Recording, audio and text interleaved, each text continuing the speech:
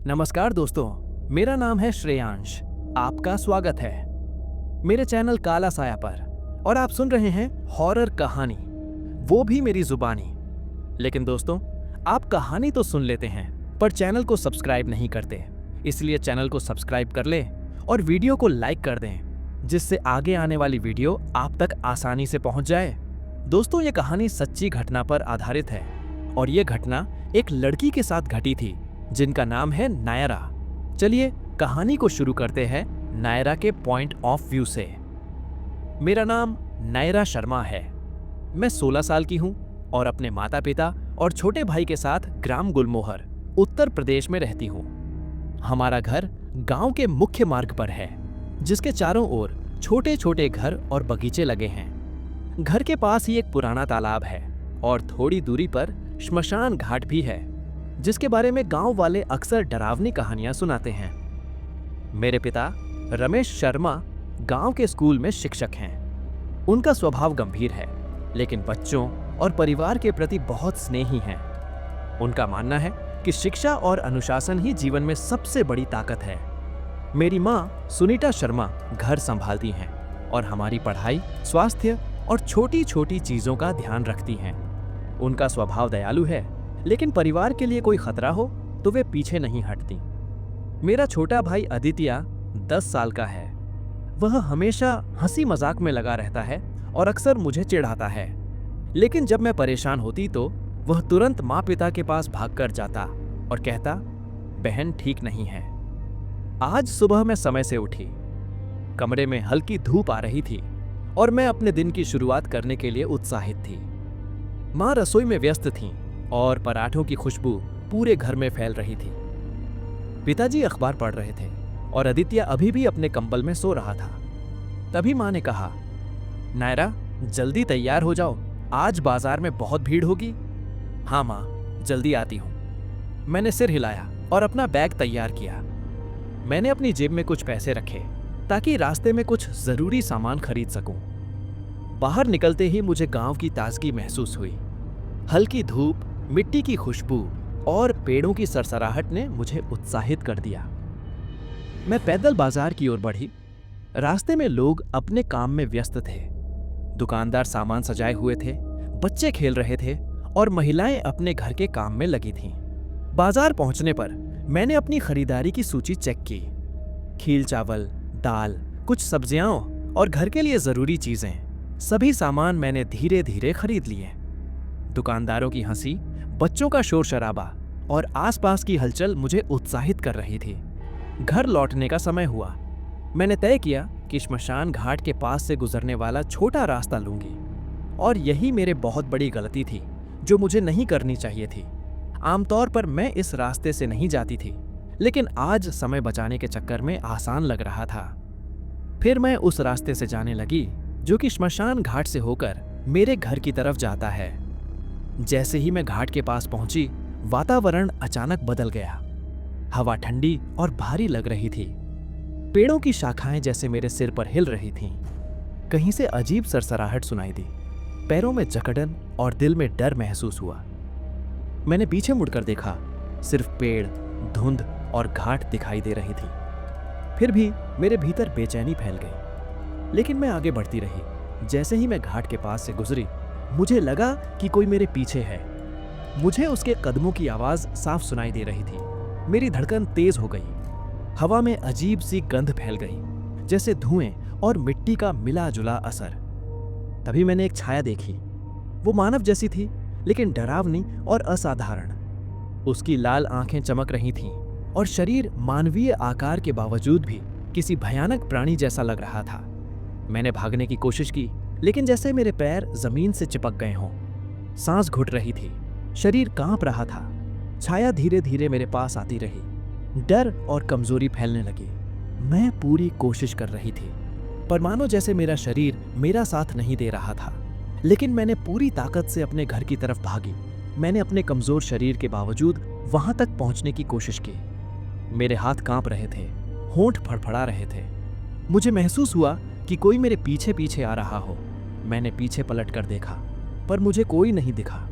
मुझे पता था कि कोई अदृश्य शक्ति मेरे पीछे लगी हुई है, जो मुझे छोड़ने का नाम नहीं ले रही थी। घर पहुंचते ही मुझे लगा कि वातावरण पहले जैसा नहीं है। मेरी सांसें भारी हो रही थीं, सिर में दर्द और शरीर में कमजोरी महसूस हो रही थी। मैं अपने कमरे में चली गई और दरवाजा बंद करके बिस्तर पर बैठ गई। माँ ने मेरी आंखों में अजीबपन देखा और चिंतित होकर पूछा, नायरा, तुम ठीक तो हो ना? मैंने माँ से कहा, हाँ माँ, बस थोड़ी थकान है। मैंने झूठ बोला, लेकिन भीतर डर और बेचैनी फैल रही थी। पिताजी ने तुरंत पास आकर मेरी नब्ज देखी। नायरा, तुम्हारा चेहरा बदल गया है, क्या कुछ हुआ? उन्होंने गंभीर स्वर में पूछा। मैं बोली, नहीं पापा, बस थक गई हूं। लेकिन मैं जानती थी कि यह सामान्य थकान नहीं थी।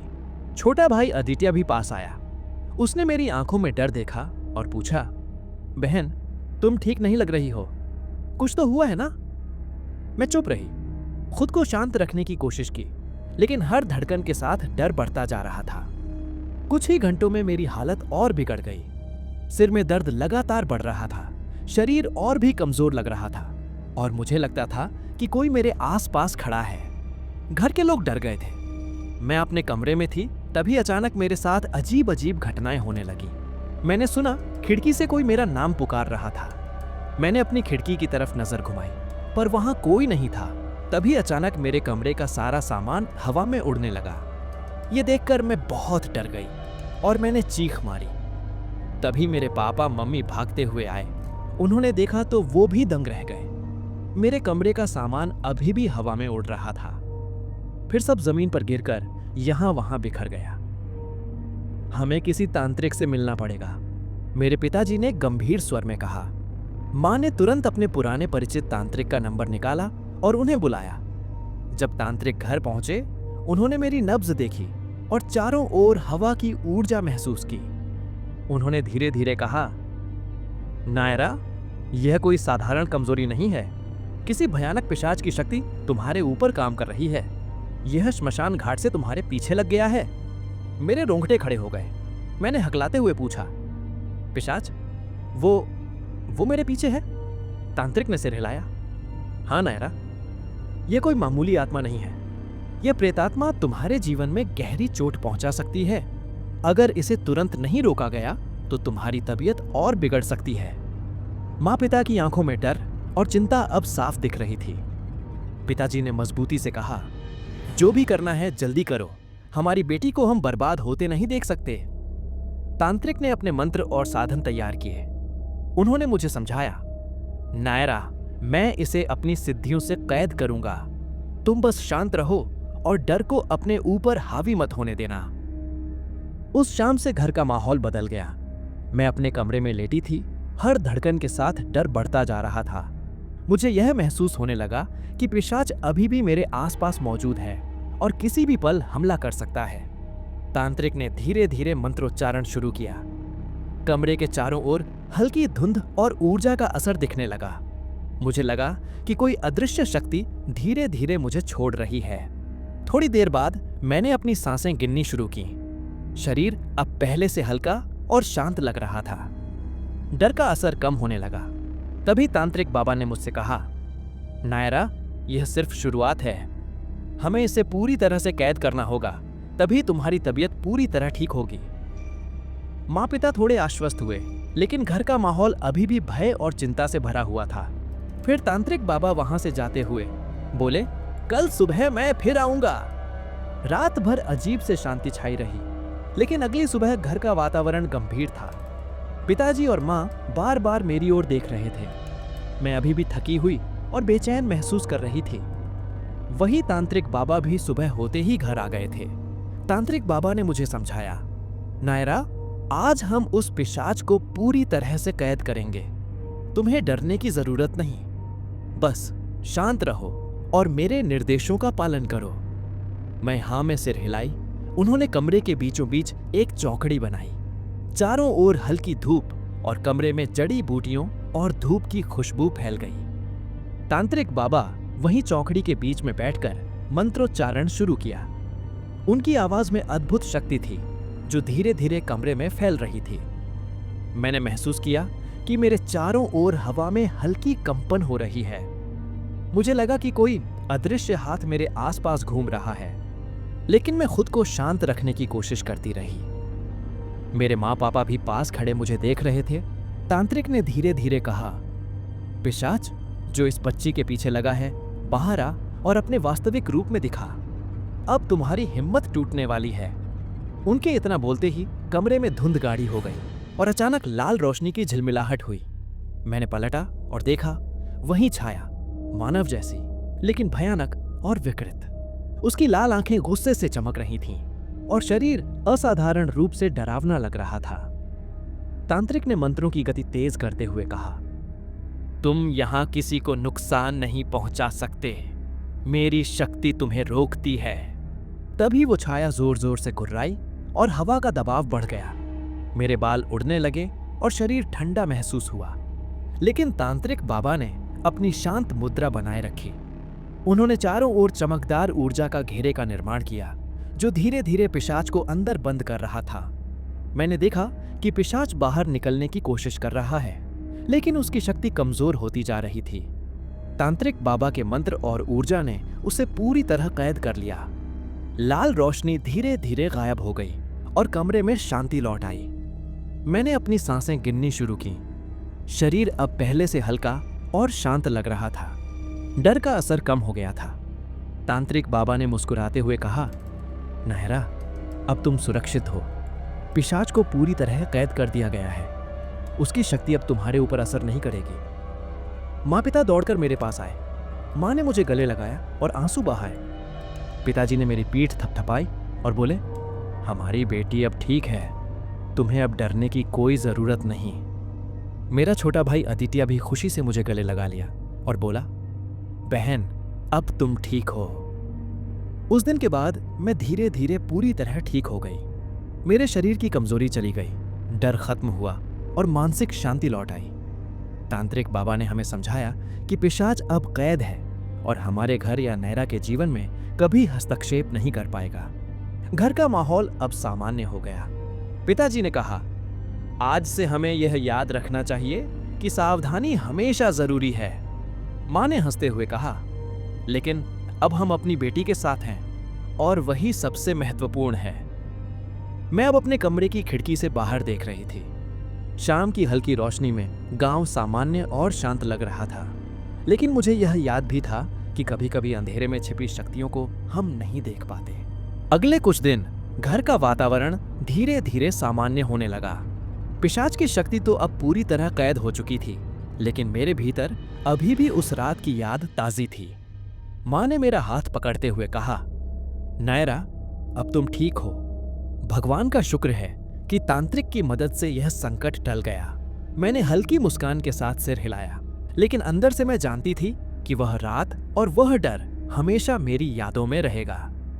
तभी पिताजी ने कहा, हमारे घर की सुरक्षा और हमारी सतर्कता अब और जरूरी है, लेकिन सबसे बड़ी राहत यह है कि हमारी बेटी सुरक्षित है। छोटा भाई आदित्य अब बार बार मुझे परेशान नहीं कर रहा था।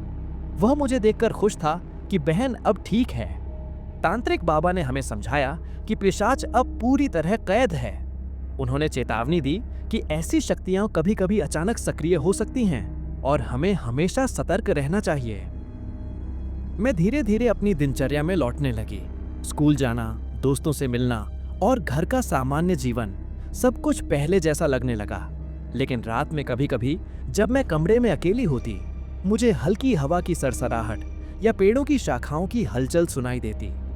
मैं जानती थी कि यह केवल डर की यादें थीं, लेकिन मेरे अंदर एक नई समझ और अनुभव भी पैदा हुआ।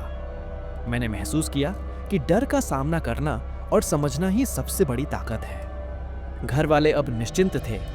माँ बार बार पूछती कि मेरी तबीयत ठीक है या नहीं, और पिताजी हर शाम मेरे साथ बातचीत करते ताकि मैं मानसिक रूप से भी मजबूत रहूं। वो रात, वो डरावनी छाया और वो पिशाच, सब कुछ अब यादों में बदल गया। लेकिन मैंने सीखा कि साहस और समझ ही भय के ऊपर सबसे बड़ी शक्ति है। शाम की हल्की रोशनी में मैं खिड़की से बाहर देख रही थी।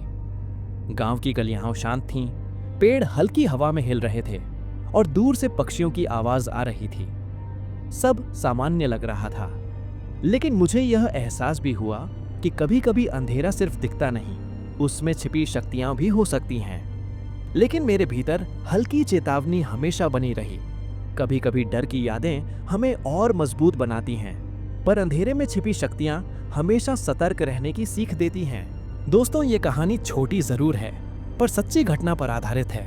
ये कहानी आपको कैसी लगी, कमेंट बॉक्स में जरूर बताएं। साथ ही अपना नाम और पता भी कमेंट करें, जिससे हमें पता चले कि आप कहां से कहानी सुनते हैं।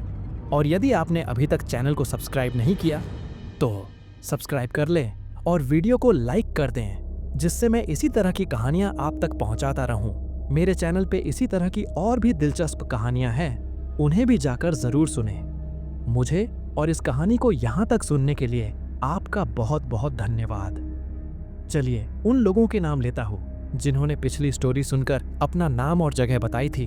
तो सबसे पहले है रितु थापा है मेरठ से, आदित्यनाथ है रायबरेली उत्तर प्रदेश से, सुमित राधिका अंतिम सिंह है जयपुर राजस्थान से, रितिका है असम से, अनूप मिश्रा है भोपाल मध्य प्रदेश से, महेंद्र चौधरी है मध्य प्रदेश कटनी से, और सबसे लास्ट में सीबी चौधरी है मध्य प्रदेश